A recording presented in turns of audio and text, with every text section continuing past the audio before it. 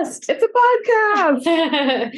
Welcome to the Create podcast. Create is an acronym that stands for Community Reclaiming Every Artist's True Expression. Do you think that community can reclaim every artist's true expression? Well, if not, we have to change the title of the podcast.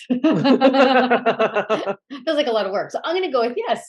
What a good answer. But I do believe that. We are Natalie and Kristen. We're two best buddies who have been doing this podcast for years. Years and years now. Years and years. I don't know how we have so many things to talk about, but here we are. I know. And we are, two creatives, artists who like to have these conversations about spirituality and artistry and life and what it is to be human. I don't think we have any idea, but it's just good to be in collaboration and talk to someone about it. I still can't believe I'm in a human body. Still can't believe that life is happening. And we never have to plug it in to the wall to charge it. Oh, see, I'd plug mine in. Yeah. Maybe I should. That's my problem. That's my problem. You haven't been plugging in? I'm on 20%. I'll show you where the the latches. I mean, speaking of needing to recharge, so Kristen and I got together today and we were about to do the podcast and we were sitting looking at each other, having a glass of water. And both of us had sort of heavy eyes. We just both had the gleam in our eye of fatigue. Yes. And we decided, because one of the things that we talk about all the time is really checking in with the body, really listening to the body, and really making sure you are taking action from a place that's congruent with the result of that action. So we decided that doing a podcast from a place of fatigue wasn't going to be the best podcast. So we went outside in Central Park and we laid on some rocks and we had a 15-minute nap. It was heaven. And then we had lunch. Yeah. And now we're here podcasting after having a rest, some sun, some hydration, and some nourishment. And some dark chocolate. Oh, yeah. The dark chocolate is very important. So now I feel like, this is going to be a great podcast. Yes. I'm so glad it's going to be a great one. Well, it's hilarious if we talk about listening to our bodies and then we don't. Natalie and I have been working on our curriculum for Italy. So we had this beautiful morning of designing our curriculum. And there's so much somatic work in it. But how can we even talk about that kind of curriculum, teach it if it's not embodied? So learning how to fully embody these truths, because you can know everything on a conceptual level, but if it's not in the body.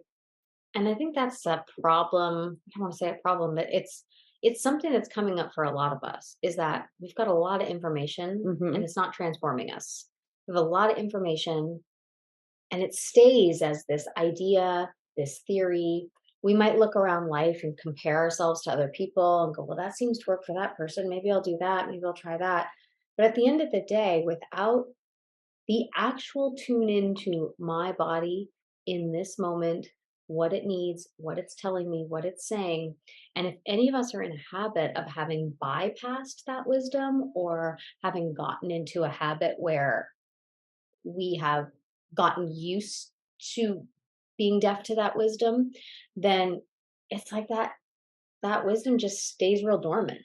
Well, also, if you think that wisdom is source itself speaking.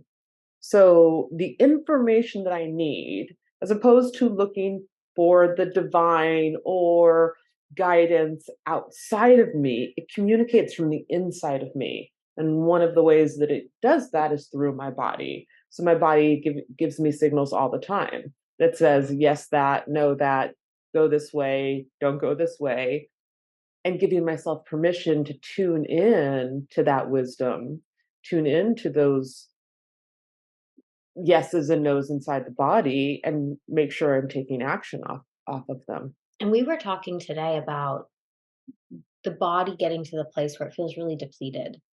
And it feels really like, oh, I've gone too far for too long. And I think in some ways, what occurred when the pandemic happened was there was enough time and space and isolation where many people went, oh, even after this is over, whatever this looks like, wherever we're going, I won't be able to go back to the pace that I was before or the way I was doing things before, because I'm now realizing in the moment that I've taken to just pause that it wasn't actually the best thing for me to move in that way or move at that speed or do things in that way. And so when we went and lied on the rocks, we were having that experience of like, wow, like for different reasons, you just finished a really big, fun, creative project. Yep. I'm a new mom, and ushering in a human and trying to figure that out. And so in different ways, there was a lot of output for us, Yes. and it was not balanced by enough input. And sometimes life is going to be that way, right? And there is an ebb and a flow to it. Sure. But we had this opportunity for like a little bit of input.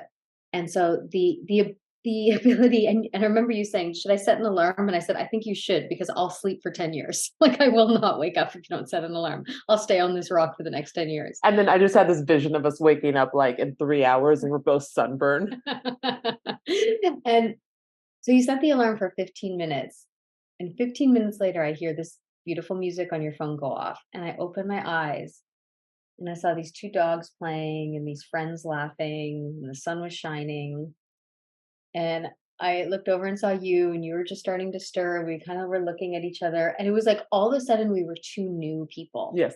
And it was like, hey, how are you? How was your nap? What's going on? And we had so much energy all of a sudden. And I thought that's something important to remember, that the depletion happens sort of slowly over time, but the rejuvenation can actually happen easily and quickly. The rejuvenation, if you get into the listening, can actually occur, because many of us will say, I don't have time to stop and rejuvenate myself. I don't have time to have a nap. I don't have time, and we both understand. But the experience was, wow, this was a really small amount of time for a really big payoff. That's right. And it can just, if you tune into the body, it will tell you the kind of nourishment or the kind of nurturing it needs. And I am the biggest fan, I know I sound like a hippie who moved to Woodstock, but I am, of resting in nature. There is something about laying down on a rock or grass or with a tree, and it feels like the energy from the earth just comes up into your body, and it's right there all the time. And it's powerful. Yeah, I had that yesterday. I took my little one, and she was sleeping in the park on the grass, and she just clunked down on the grass like baby out. And I think she slept for like a good solid hour, and I was watching her, and she didn't move a muscle. She was just so chill, perfect turnout, just like all sprawled out. And when she did wake up and she was kind of disoriented, she's like, I'm not in my crib. What's this place called Earth? What's grass? What?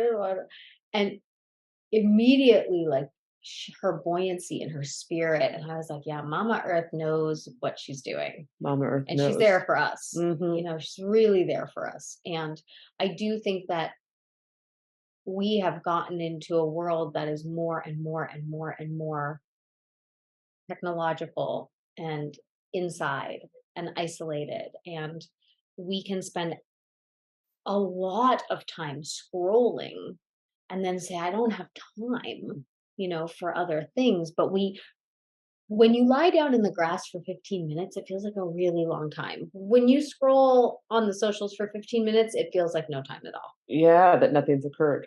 It's interesting. I just on social media got an artist, wonderful singer-songwriter, Amy Doran, reach out and said, I just finished a huge project and now I feel burnt out. How do I recharge after a creative project? And she was like, at Hingy Love, any tips? And it was so funny because yesterday I finished this massive project.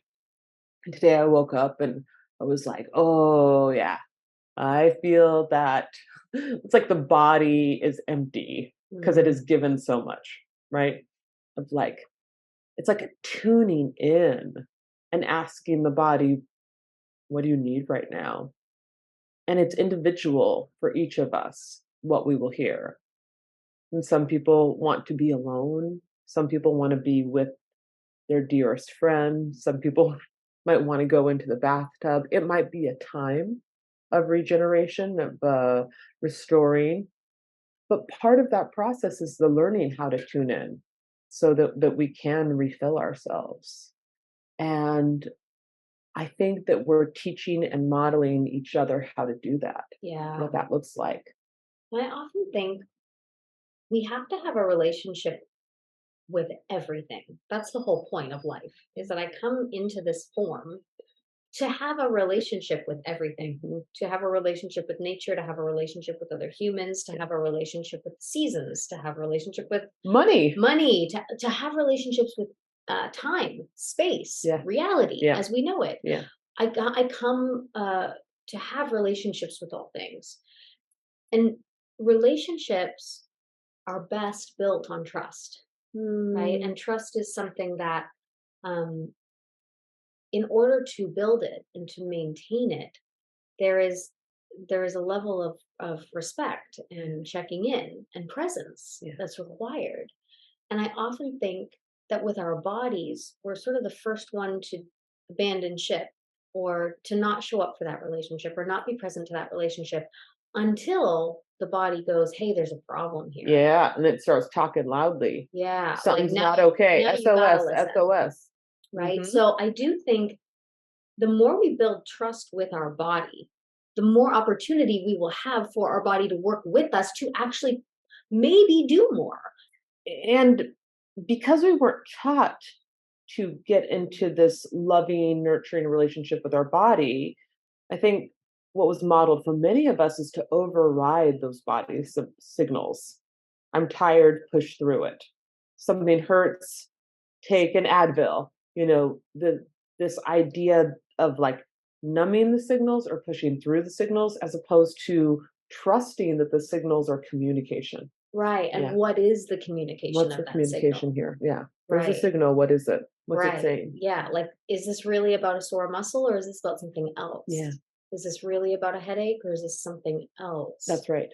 And really, just as we get into that relationship with our body, you know, we get into this relationship with other things in life, as we are saying, money and Mhm. time, and it's all about greater intimacy in these places. But it's really a challenging thing. When we get into even conversations about money, the way, a shadow relationship with money will show up is even in terms of, oh, all of a sudden there's an influx of money. And there's either the energy of I have to hoard it because more isn't coming, or like I can't hold on to it. I can't keep it. Right. And so it's not even a matter of is there enough Yeah. or is there enough in my pocket or is there, but it's these overall thought patterns and relationships that get built over time. It's things that we see, it's things that we grow up in, it's things that we experience, and it's the same in our bodies. Yes. That we pick it up early and we maintain these thoughts, these values, these ideas over time, and over time, a certain kind of relationship gets built with these things that we forget is a construct of these ways that we have built this relationship that can change at any time. And Right. we have the power to change it at any time. Yeah. So how do you change a relationship?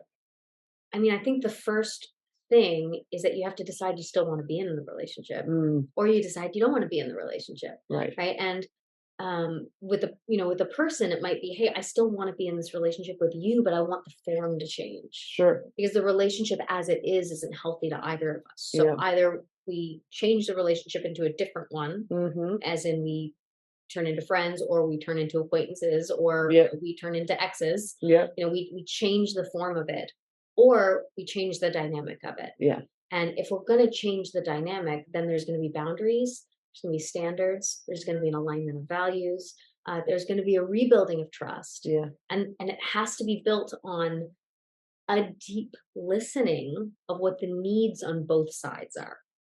Right, which means our ability to listen to our own needs Hmm. inside. And have we even been taught how to listen to our own needs? I feel like often I've seen, just in my own family of my job here is not to have any needs, right? Hmm. Hmm. And to turn down that volume on needs, which kind of you can't get into right relationship with someone if you don't know what your needs are.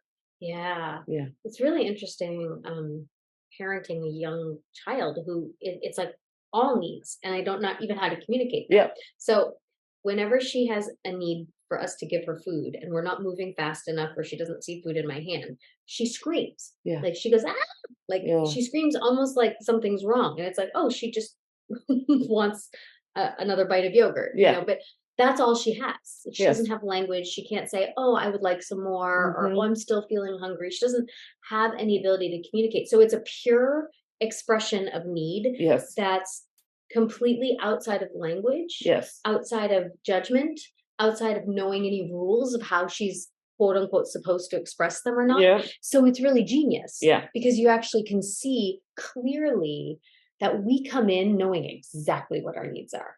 We come Ooh. in knowing exactly what they are and having nothing on expressing them, and we don't care how that expression impacts anyone, Wow. you know? But part of co-relating is going, "Oh, yeah, when I scream, that does have an impact on you. So let's come up with a way that works better for both of us. So I can also be sensitive to what you might need, which is for your eardrums to not be so affected by my screaming, right? There's a way we can communicate with each other that honors both of our needs. Yeah. But what I think we've really been taught is that if I'm going to honor your needs, that means mine disappear in the service to yours, or Yes. yours disappear in the service to mine. And so, again, when we get into conversation about money or the body, it's like there's only ever one master and the other one is serving the master, as opposed to this right relationship where all needs are heard and Yep. seen Yep. and valued.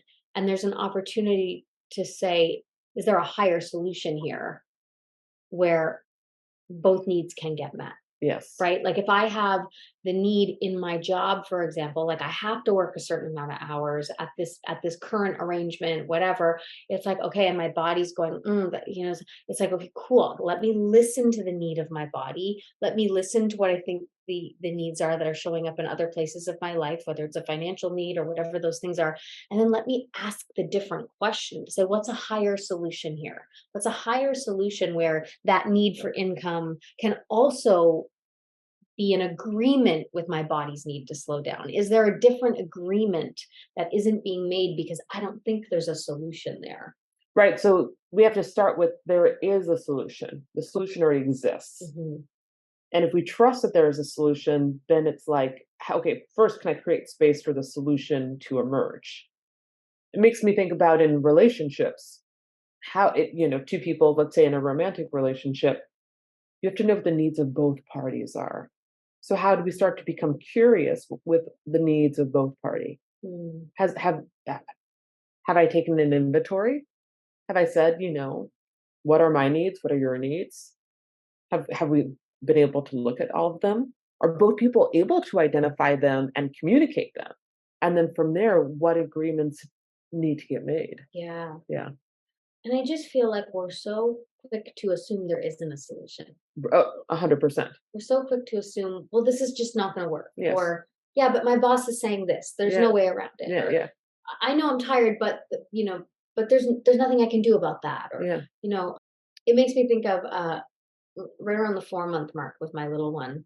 I was like real desperate for sleep. Yeah. Like it was really, really something I didn't want to add more power to by complaining about it all the time. Yep. But it was really torturous and depleting. And it was very challenging to understand how you can form sentences and show up for life and keep this person alive and keep my marriage alive and keep myself alive inside of all of this fatigue. And I remember feeling like so many people I talked to said, yeah, it's just the way it is. Yeah, the first year is just really like that. Yeah, it's really hard. Like it's going to get better. And what everyone said to me is it's going to get better. And I was like, that doesn't feel like a higher solution. It Mm, doesn't feel like a higher solution to say, well, someday it will be better. yeah. Um, it did give some sort of comfort to know that there was an end at some point. But ultimately, I ended up hiring a sleep coach, and I worked with her really closely. And it was a very different conversation. It was a conversation about yeah, like, let's see what's going on with your little one. Let's see what's possible because we need to value your need to sleep. Yeah. And we get to value you wanting the best for your little one and your need to sleep. We get to value all those things and we're gonna find a solution. And she was so fervent that there was a solution for every little one and there was a solution for every family. And it might look different than every other family, but there was a solution there. And I'll never forget the first night I slept for 12 hours straight. Oh, It was like, whoa. yeah. But if I had just surrendered, I guess there's no solution. I guess the Yeah. solution is wait. Yeah. Then I would still be waiting for those 12 hours now. Yes. You know what I Yes. mean? Like I would still not be there. Yeah. And I've had many, many nights since of wonderful, delicious sleep, and many nights when I haven't. Yeah. But the whole idea of saying, instead of surrendering to the fact that if I can't see it, it must not exist, Yeah. to say, it's entirely possible it exists in a way I haven't seen yet. So, can I start to ask different questions so that if there is something that wants to emerge as a solution that isn't in my consciousness, I will be able to see it and get the clarity on it. It'll start to show itself. And then the Rilke poem about learning to love the questions, Yeah. right? So if we know there's a solution here. I can't see it. I don't know where it is. Not even sure where to look for that solution. Let me just start with the questions. What are the questions? What are questions that might lead me in the way of the solution? Hmm. You know? And oftentimes, I think the complaints are the antithesis of the power of the new question that I'm not asking yet. Ooh, tell me more. So when I'm busy complaining about the current situation, Mhm. I'm almost in many ways affirming that the solution's really far away, or Mhm. affirming that there isn't a solution Mhm. Mhm. with the Mhm. complaint Mhm. itself, right? Because I'm adding fuel to the reality that I don't want. Yeah. And I think that when it comes down to seeking the alternate solution, then there may be a way of thinking that I'm not thinking on yet, or there Yeah. may be questions to ask that I haven't asked yet. So complaining about what is doesn't help me with possibilities that are not yet. Yeah. So if I want to get in tune with possibilities that are not yet, I have to, rather than complaining, which is affirming the problem, Yep. I have to affirm that there are solutions I don't know about yet. Yeah. And what does that look like? I don't know. Yeah. It might be different for everyone, but certainly I can catch myself going, oh, I really want to complain about this. What can I affirm instead? And maybe the affirmation is even just there are solutions here I don't know about yet. Yeah. There are solutions here I don't know about yet. Yeah. And just staying with that Mm-hmm. for a minute, Mm-hmm. you Yeah. know? I wonder what I'm not seeing. Yeah. There's more information. There's more information here. Yeah. There's more information here. I feel like what am I not seeing actually creates a boundary for me. Do you know what I mean? Mm-hmm. I've noticed there's a lot of what am I not seeing in my In the journals journal. Yep. lately Yep. as I've been searching for new solutions. It keeps you in a more Uh-huh. powerless place. Yeah, and then there's something wrong with me because I can't see Oh, it. I of keep looking and I course. can't see it. So then that can become a repetitive pattern. I'm looking, I can't see it. You know, but if I can maybe even change my perception to it's being shown to me. Yep. It's being shown. It's being shown to me and I can hear it. It's Mm, being shown to me and I can hear it. And I start to look for evidence of that, you know, it's happening right now. yeah. Oh, it's happening right now. Right now. Right now I'm Yeah. being shown. Oh, I'm really good at listening because it's happening right now. Mm-hmm. Yeah. Mm-hmm. I'm really good at seeing because it's starting to come together. I mean, that starts to feel a little Abraham Hicksy, but it's which but and I don't mean that as anything disparagingly, but if I can stay in it's being shown, I am receptive, I can see it, it's starting to come together. Let me start to build evidence for that. Mm-hmm. That feels helpful to Yeah. me And powerful. and powerful. You're in the game. I'm in the yeah, as opposed to being so out of the game, Right. locked out of the Locked game. out of the game. Or it's like higher powers game that if you're just a good enough person, you'll get let in on or something. Yeah. That's right. Yeah. Yeah. You know, I often think about this with my little one of like, everything she does is new. Mhm. And there's a lot of falling, mistakes, bumping, figuring it out. And every time I'm watching her, learn to point her finger for the first time, or learn to take a little sidestep for the first time. There's so much fumbling through it. And it's so easy to have grace going, well, she's never done this before. Never done She's this never before. been here before. Mm-mm. Like, what expectation Yep. to be a master at anything? But isn't that the case with all of us? I mean, we have never Oh ever my been god. here.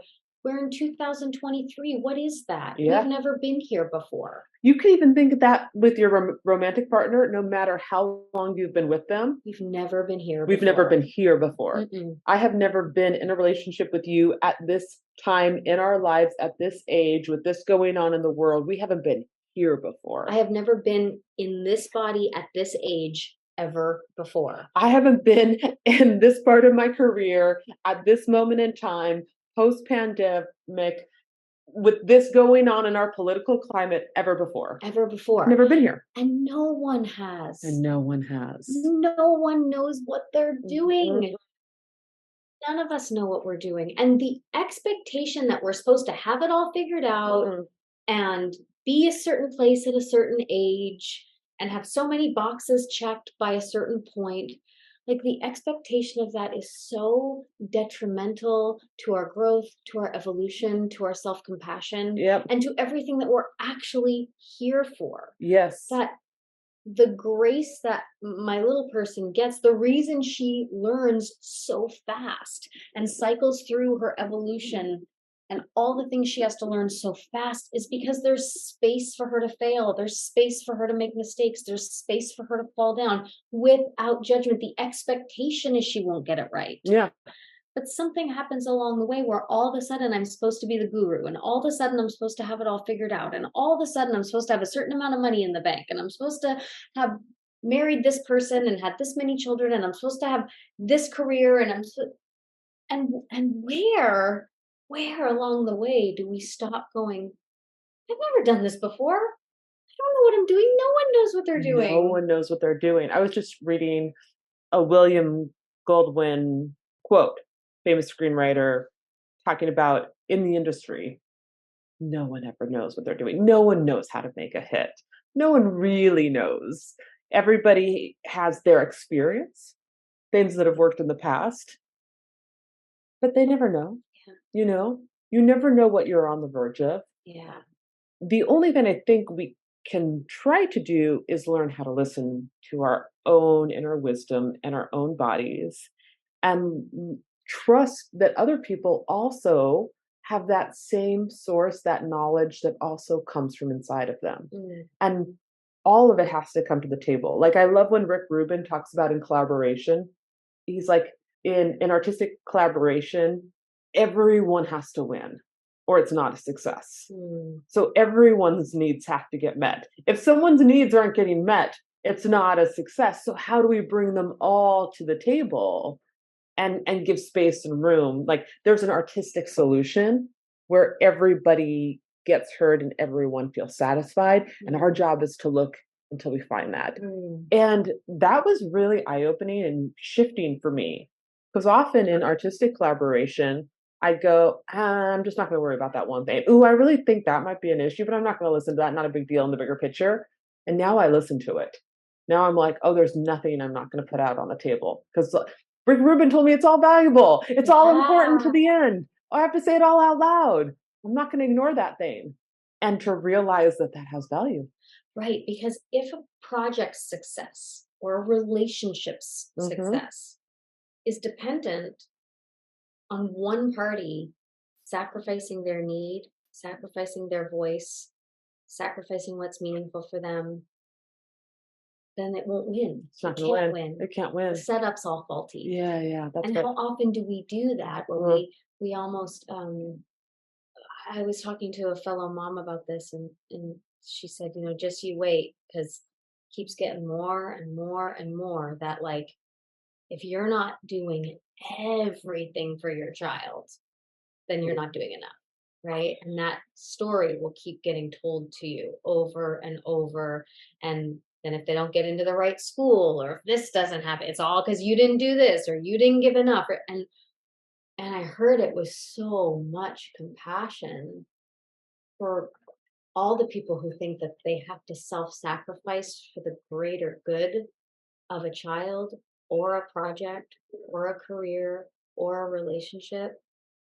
That how can it be the best thing for my little person for me to show up without myself? Yeah. How can it be best for her that I'm not fully expressed? Yeah. How can that really teach her what's possible? Yeah. And in a relationship, again, whether it's with time or money or a human, can it be best that, like, I'm not fully self-expressed in order for this game to be won? How can that be the best solution? And the results from me showing up in martyrdom or people pleasing or self sacrifice will be different results than the ones that show up where everyone's voice gets heard, Mm. where everyone gets a seat at the table, where everyone is valuable, where everyone's listening brings wisdom to the table that's needed and necessary. Yeah. So I think that if you're listening now, there might be there might be something that's trying to get your attention, and it might be the small whisper, right? Or it might be like the really loud banging that's been trying to get your attention for a while. But no matter how far it's gone, even if it feels like relationships have been built on you subjugating yourself or not showing up all the way or not getting your needs met, or a relationship's been built on all of your needs and not making room for the other, right? In whatever way that looks like, then there might be an opportunity, even just in the listening here, to go lie on a rock, or to put a hand on the heart, or to go get in your bathtub, or to lay on your floor and feel the floor rising up to meet you, and to just close your eyes and say, something new is going on. There's a possibility of something new in my life. There's a possibility for something new in this relationship. It's already being shown to me. I'm willing to listen. I'm right here, right now. I know it's okay. I know it's already okay. And I'm willing to show up and be present to whatever that little voice, that quiet place inside wants to reveal to me. And if you can think of the need itself being the voice of the divine, being the voice of life itself, but the need, the aching, the craving, the wanting, the desire, being life wanting to expand, so that there is something deeply holy about the need. Because I do think has there can be a narrative sometimes of around a shame Yeah. for having needs. Yeah. But if we can start to turn it around and go, oh, what if the need, this calling, is the most holy, beautiful thing there is? And then how do we show up then to be the mouthpiece for the need? Mm, You know, how can mm. we show up in service of this need? And I know that there's been times in my life that I could certainly collect evidence for where I really spoke the need or I really lived the need. Hmm. Actually, a really great example was just today. We were walking in the park and we ran into someone who we hadn't seen in a really long time. And they were, going through being on the other side of a tough time. And I said, "Yeah, I've lived through that tough time too." And they said something along the lines of like, "Yeah, I know. And I thought about that when I was in it." You know what I mean? Yeah. Yeah, like Yeah. there was a knowing that someone else I knew had also survived this hard thing Yeah. was an awareness that I needed Yeah. at that moment. Yeah. Because sometimes when we're in it, we think it's never going to end and it's never going to be any different. Yeah. And so the solutions of when you allow yourself to be fully expressed and you go, this might be messy and this Yeah. might be ugly and other people might not agree, but this is my expression, Yeah. or this is what I feel is congruent and truthful and authentic for me to live. it does have ripple effects. Yes. And it doesn't only create the beautiful, elegant solution that you might not have seen prior in your own life, but it actually does collectively as well. Yeah. And I also want to say, when you start being the mouthpiece or serving the need, expect mess, Yeah. you know? Yeah. Yeah. Yeah. It's going to get messy, you know? That, that's part of creation, Yeah. you know? It's like the chaos first and then the order. Yeah. Yeah. That's part of it. And knowing it's not something to be feared, it's something to know, oh, now we're on to something. Uh-huh. Now, and sometimes we have built Hmm. um beautiful golden prisons for ourselves. We sometimes we have built really beautiful things that keep us feeling not ourselves, Yeah. or that keep us feeling not fully expressed, Yes. or that keep us a smaller or different version of ourselves than we're now ready to claim and now ready to live. Yeah. And so the mess is sometimes having to tear down some of the beautiful things we've built. Yeah. To see what new wants to be built. Yeah. Yeah. What wants to be created next. Yeah. Yeah. And I do think another thing that's worth saying is, in my experience, it's never happened alone. Mm, But I've never, even though there's moments in the journey that you feel very alone and like yeah. it's never going to end, there's grace everywhere, Yeah, that is true. everywhere. That is true. There's someone holding the door open for you. Yeah.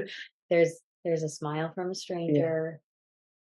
There's an unexpected kind gesture out of nowhere that moves you to your core. Yep. Like, there is goodness and there is grace, and it shows up when you need it most. All the time. Constantly. Yeah. Constantly.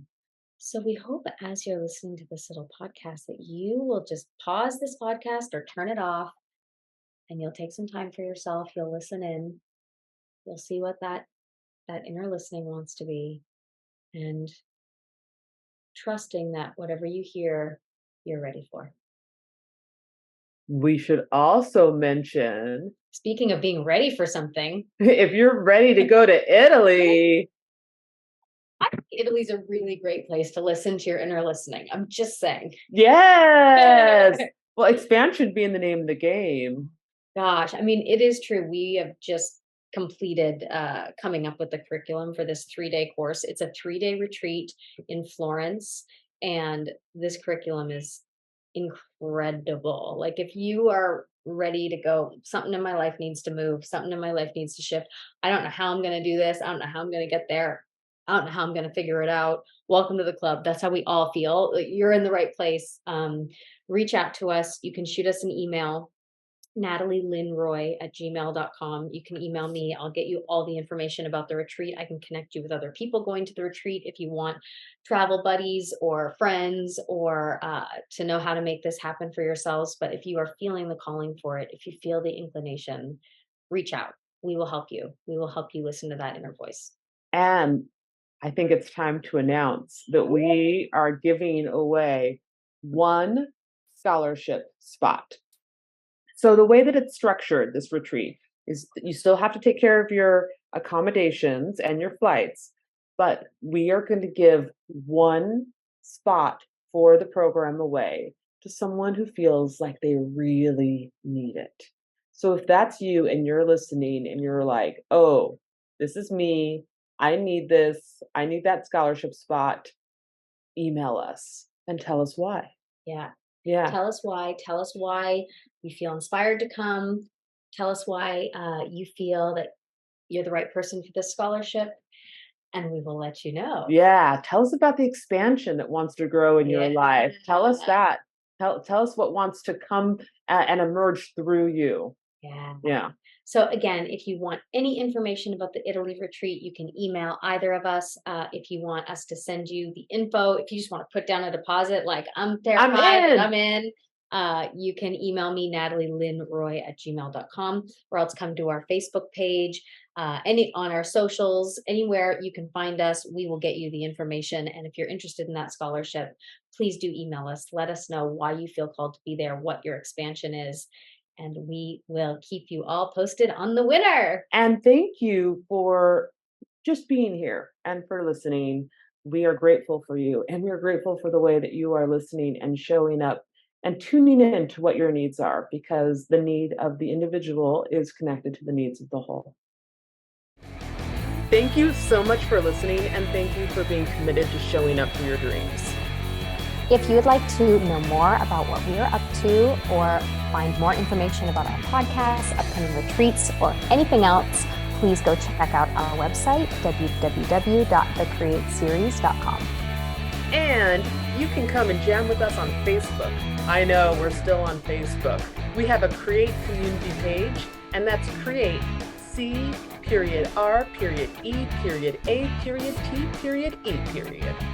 And if you want to check us out on Instagram, you can find me, Natalie, at Miss Natalie Roy.